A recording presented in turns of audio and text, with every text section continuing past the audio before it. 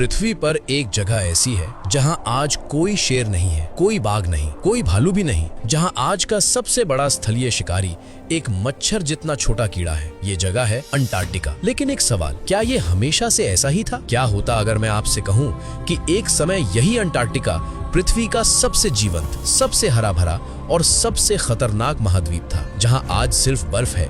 वहां कभी 7 मीटर लंबे शिकारी डायनासोर घूमते थे। जहां आज शांत समुद्र है, वहां कभी 10 मीटर के मोसासौर शिकार करते थे। और जहां आज सिर्फ हवा की आवाज है, वहां कभी 5 मीटर पंखों वाले उड़ने वाले राक्षस आसमान पर राज करते थे। आज हम जाएंगे उस अंटार्कटिका में जिसे आप कभी कल्पना में भी नहीं लाए होंगे।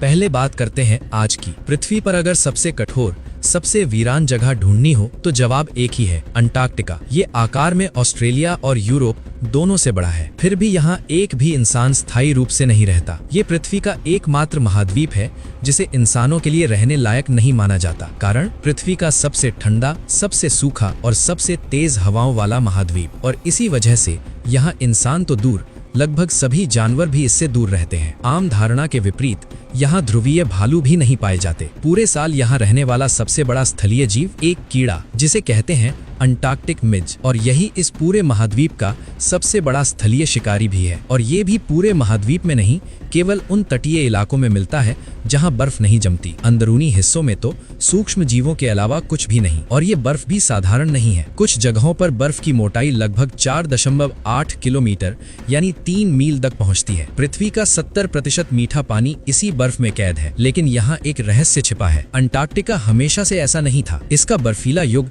भूवैज्ञानिक दृष्टि से काफी नया है। लगभग 3 करोड़ 40 लाख साल पहले इयोसीन काल में अंटार्कटिका सफेद नहीं, हरा भरा था। घने जंगल थे, बड़े जीव थे। लेकिन असली कहानी इससे भी पुरानी है, बहुत पुरानी। अगर आप अंटार्कटिका को उसके सबसे पागलपन भरे रूप में देखना चाहते तो आपको समय में बहुत पीछे जाना होगा। डायनासोर का युग, जुरासिक काल। उस समय सुपर महाद्वीप पैंजिया धीरे धीरे टूट रहा था, लेकिन अभी भी अंटार्कटिका जुड़ा हुआ था, ऑस्ट्रेलिया से, भारत से और विशाल गोंडवाना से। उस समय अंटार्कटिका की स्थिति आज के दक्षिणी चिली और अर्जेंटीना जैसी थी। तापमान लगभग 17-18 डिग्री सेल्सियस, यानी एकदम सुहाना मौसम। जहां आज केवल ग्लेशियर और चट्टाने हैं, वहां उस समय थे घने जंगल, कोनीफर, फर्न और बेनेटाइट्स पौधों से भरे, नदियां, झीलें, दलदल और छोटी धाराएं। और क्योंकि अंटार्कटिका दुनिया के बाकी हिस्सों से जुड़ा था, जानवरों का यहां पहुंचना तय था। इसी समय जुरासिक काल के शुरुआती दिनों में पहले डायनासोर अंटार्कटिका में दिखाई देने लगे। सबसे अधिक अध्ययन किया गया क्षेत्र है हैंसन हिल माउंट किर्कपैट्रिक। यहाँ घूमते थे कोएलोफिसॉइड डायनासोर, फुर्तीले और तेज शिकारी। मासोस्पोंडिलिड, आश्चर्यजनक रूप से छोटे, हिरण जितने। ग्लेशियलोसॉरस, लगभग 6 मीटर लंबा, एशियाई हाथी जितना भारी। एक दिलचस्प बात, जुरासिक अंटार्कटिका में आदिम और विकसित डायनासोर एक साथ रहते थे। ये कुछ ऐसा ही था जैसे आज प्राचीन मानव वापस आ जाएं और हमारे साथ रहने लगें। और इन डायनासोरों के साथ साथ थे बड़े बड़े भृंग और कॉकरोच भी।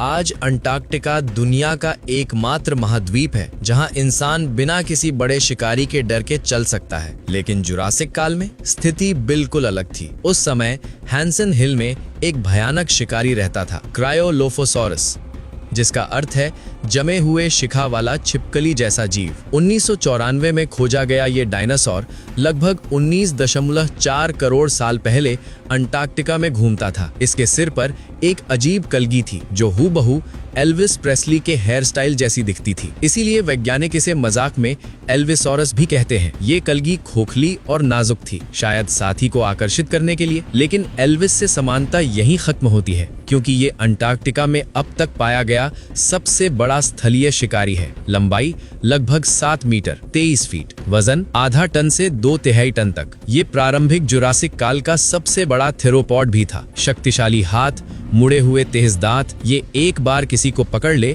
तो छुड़ाना लगभग नामुमकिन था। इसका भोजन मुख्य रूप से अन्य डायनासोर, साथ ही डायमॉर्फोडॉन और सिनोडोंट भी। लेकिन सबसे चौंकाने वाली बात, कई जीवाश्मों में नर भक्षण के संकेत मिले हैं। एक मामले में तो एक छोटा क्रायोलोफोसॉरस एक बड़े वयस्क का शव खाते हुए पाया गया। शायद इसका मतलब यही है कि भूख ज्यादा हो तो कुछ भी भोजन बन सकता है। जैसे जैसे पैंजिया टूटता गया, अंटार्कटिका धीरे धीरे और दक्षिण खिसकता गया। भारत अलग हुआ, ऑस्ट्रेलिया अलग हुआ और लगभग 8 करोड़ 50 लाख साल पहले अंटार्कटिका लगभग पूरी तरह अलग थलग हो गया। लेकिन इसके बावजूद यही था अंटार्कटिका का सबसे भव्य दौर। गर्मियों में तापमान 25 डिग्री सेल्सियस तक, आज के केन्या जैसा। जंगल बदल गए, अब पोडोकॉर्प, अराउकारियन और फूल वाले पौधे। लेकिन एक समस्या थी, लंबी रातें। सर्दियों में लगभग 4 महीने तक लगातार अंधेरा, केवल सितारों, चांद और ज्वालामुखियों की चमक यही एकमात्र रोशनी थी। फिर भी जीवन ने रास्ता ढूंढ लिया। देर क्रिटेशियस काल में अंटार्कटिका अपने स्वर्ण युग में था। यहाँ कई प्रकार के डायनासोर रहते थे। सबसे आम था अंटार्क्टोपेल्टा, एक एंकाइलोसॉर, लंबाई 4 से 6 मीटर, वजन एक मादा बाइसन जितना। इसके शरीर पर कठोर अस्थि प्लेटें, एक मजबूत कवच। लेकिन इसे असली खतरनाक बनाती थी इसकी पूंछ। इसकी पूंछ में लंबी और चपटी अस्थि प्लेटें थी, जो बिल्कुल मेसो अमेरिकी तलवार माक्वा होयटल जैसी थी। वो तलवार जो एक ही वार में घोड़े का सिर काट सकती थी। अब कल्पना कीजिए, वही हथियार लेकिन इस्तेमाल कर रहा हो एक बाइसन आकार का डायनासोर। हाँ, उसके सामने खड़े होना बिल्कुल भी अच्छा विचार नहीं होता। और अब मिलिए अंटार्कटिका के उस जीव से जिसके लिए अंटार्क्टोपेल्टा ने वो हथियार बनाया था, इम्पेराबेटर, जिसका अर्थ है शक्तिशाली योद्धा। पहली नजर में ये आपको जुरासिक पार्क के किसी रैप्टर जैसा लग सकता है, लेकिन ये वेलोसिरैप्टर नहीं था। ये यूनेनलागियन परिवार का सदस्य था, वही परिवार जिसमें ऑस्ट्रेलिया का विशाल ऑस्टियोरैप्टर भी शामिल है।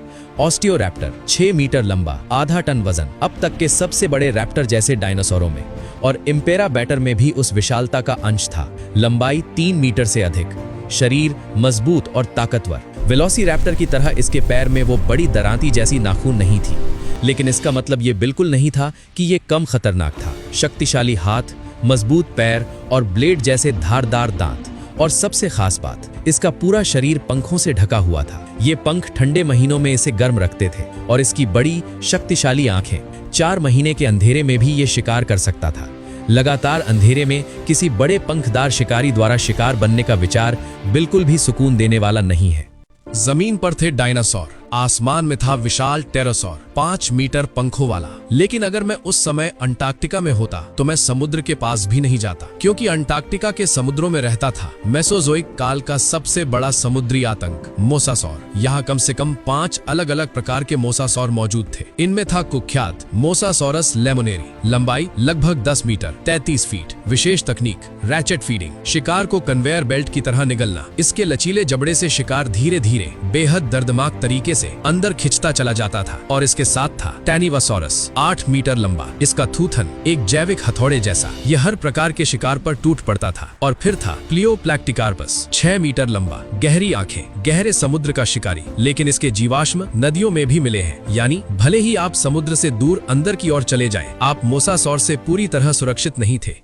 लेकिन मोसासौर भी अकेले नहीं थे। उन समुद्रों में शार्कों का एक पूरा साम्राज्य था। सबसे खतरनाक क्रेटोलाम्ना। कई वैज्ञानिक इसे उस वंश का हिस्सा मानते हैं जिससे आगे बना मेगालोडॉन, पृथ्वी की सबसे बड़ी शार्क। लंबाई लगभग 5 मीटर 16 फीट। इसके शिकार मछलियां, कछुए, स्क्विड, अन्य शार्क, यहाँ तक कि 9 मीटर के जीव भी। और फिर आई स्कोपानोरहिंग्स, इतिहास की सबसे बड़ी गॉब्लिन शार्क। लंबाई 6.7 मीटर, करीब 22 फीट। वजन 1 टन से अधिक। सामान्य गॉब्लिन शार्क गहरे और सुस्त होती हैं, लेकिन ये उथले तटीय इलाकों में रहती थी। तेज पूंछ, मजबूत पंख, बेहद तेज शिकारी। इसके जीवाश्म मीठे पानी की नदियों में भी मिले हैं, यानी ये नदियों में भी घुस जाती थी, अपने लंबे थूथन से विद्युत संकेत महसूस करते हुए, शिकार ढूंढते हुए। अगर आप किसी धुंधली नदी को पार कर रहे हो तो हो सकता है आप उसे न देख पाएं, लेकिन वो आपको महसूस कर सकती थी। ये सब जानने के बाद शायद आपके मन में एक सवाल आ रहा होगा, अंटार्कटिका इतने दूर था उस उल्कापिंड से जो आज के मेक्सिको में गिरा, क्या यहाँ के जीव बच गए? नहीं। वैज्ञानिकों ने 6000 से अधिक समुद्री जीवाश्मों का विश्लेषण किया, 7 करोड़ साल पहले से लेकर विलुप्ति के 10 लाख साल बाद तक। जब उल्कापिंड टकराया, तुरंत ही 70% प्रजातियां गायब हो गईं, वही दर जो दुनिया के बाकी हिस्सों में भी थी। उस दिन अंटार्कटिका में रिक्टर 4 तीव्रता का भूकंप, धूल और मलबे का विशाल बादल, आसमान काला, इतनी गर्मी के खुले में सब कुछ आग पकड़ सकता था। 10 मीटर 33 फीट ऊंची सुनामी 2011 के जापान जैसी। और फिर महीनों तक न्यूक्लियर विंटर, सूरज की रोशनी नहीं, ठंड, अंधेरा। और जब यह सब खत्म हुआ तो अंटार्कटिका हमेशा के लिए बदल चुका था। गैर पक्षी डायनासोर, मोसासौर, टेरोसौर सब समाप्त।